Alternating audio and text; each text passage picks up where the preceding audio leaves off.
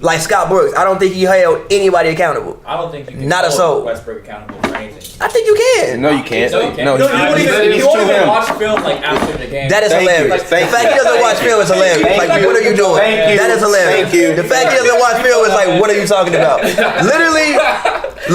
I just go out and play. When I realize a particular play, like we're like, Russ, like why you slacking on defense? I'm like, I don't know what you're talking about, man. Like, when I realized that he didn't watch film, I was like, oh, that's why Steph cooks you every time. You don't watch film. Because I'll see him go for the steal and I'll be like, you didn't read the scouting report. He does the same thing every single time. He'll make the same mistakes. He does. He goes for the steal entirely too often. Which is why I think he's overrated. He doesn't have that IQ. He doesn't have that. The most overrated defender in the league, I think. Casual will tell you Russell. They tell you he locked up. They mistake his energy and enthusiasm for defense, for like the game of basketball in general, and just his like explosiveness to what he does defensively, and that's complete bullshit. He should be a much better defender than what he is. I agree. He was in UCLA though. He was a defensive team, right? Yeah. But also, but also, again with that, you have to average a triple double. If I got to go out and get a triple double, but I'm not playing no defense. He's always been that way. I'd much rather be the guy that's the two-way player, and not necessarily like shunning him for like what he did, but like I'd much rather be like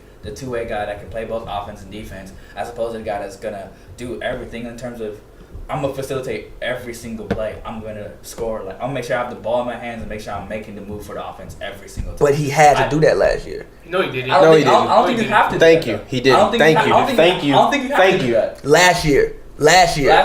These two are my favorite guests. I just want to make that known. No, like these two are two of my favorite guests. You guys can come back on anytime you want to. Just hit me up. I don't think you ever have to do what like anytime you're using like a high usage rate, like when you're like having the ball in your hands, like for like a really like long amount. And he broke the usage rate record last year. Kobe's. It was about like 4 points. You don't need to ever do that in a basketball game. Like I don't care if you're playing with like G League players. Like you don't ever have to do that. These are quality guys that can play in the league. Oladipo has such a down. Oladipo wasn't like as good as he should have been, and that's partly because Russ wasn't getting the ball. Oladipo's not going to be like a tremendous like catch and shoot that player. He's not no Kyle Korver or anything like that. That's But that's what you need for Russ. No, Oladipo needs the rock. He needs to create his shot. He needs to be able to defer to his teammates like Oladipo. I think Oladipo is the kind of guy that needs to create a shot. I also don't think Russ had the tendency of let me get my 10 assists and I'm done facilitating. That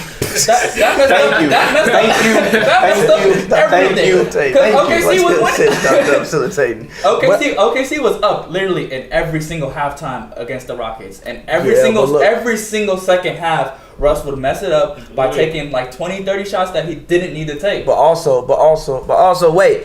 For one, about the Oladipo thing. When you made the trade, one thing about the Thunder that you always said was they had no third scorer. Mm-hmm. And Oladipo's supposed to be that third scorer. So listen, when you made the trade, the team was supposed to be, it was Westbrook, Oladipo, KD, Kanter, Steven Adams. How are you going to implement Oladipo to scoring? Because getting him the ball, right? But look, listen. I would hope you wouldn't expect Oladipo to just sit in the corner and catch a shot. But listen. I would hope you wouldn't. But listen. Even with Kevin Durant. But listen. That offense is slightly different from now it's Westbrook's team. You have to construct the team slightly different. When it's you know Westbrook is a more penetrating player. So if he gonna penetrate, that means I need people every single time. But no. The smallest violin ever for you making excuses for why Russell Westbrook is not a good team basketball player. I've been saying this. Wait, hold on. Even if you look at all of the Rockets games, Russ would sit down and they would have an 8-point lead. Right. They would lose the entire lead in 2 minutes. Now, granted, when you come back in, you don't have to take 19 shots in one quarter. No, you don't have to do that. There's never a time in basketball in which you need to take 17 shots in one quarter and go 4 for 17 in one quarter. Not only that, I think Billy Donovan messed up his rotations heavily by having guys that can create also sit on the bench as well. But who could create? Oladipo. Give him his opportunities. Oladipo can definitely create if you for other people. Well, not necessarily for other people, but he never get shots up for himself. And you didn't put him in a situation to succeed in that offense. Put in your your backup point guard and knowing that he's complete ass. I don't think you should do that.